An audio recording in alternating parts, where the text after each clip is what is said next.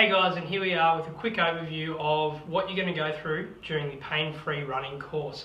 Okay, so before we start running, there's a few stages we need to tick off and check the boxes to ensure that we can avoid injury down the track.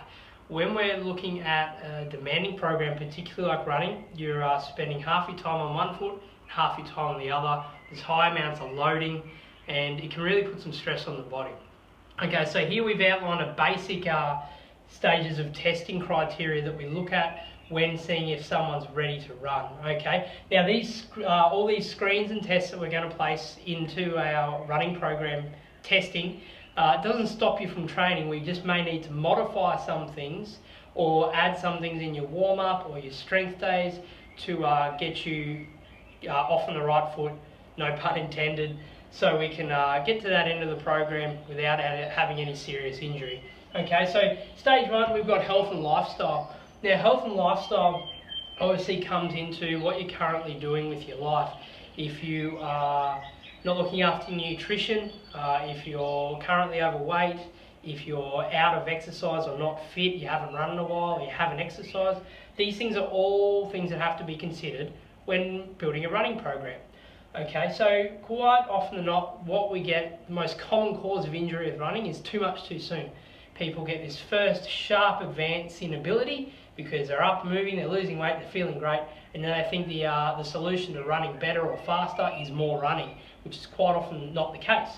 Okay, so things like getting our bloods tested, simple things like BMI if you're interested in that sort of stuff, or something as simple as a waist-hip ratio as broken down in our 9-step self-screen that is in this course, can highlight any issues you need to may need to rectify before we start running or whilst we're running.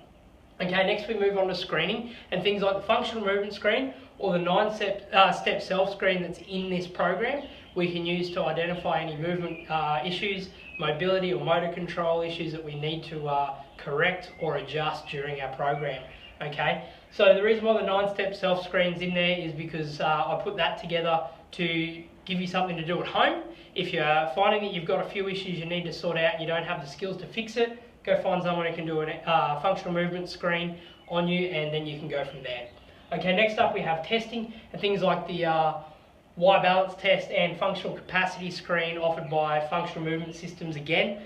We can use, and our technique assessment of our running. Technique's very broad, we'll go on to that in a later stage with how to coach technique. I use 3 Qs and 3 Qs only.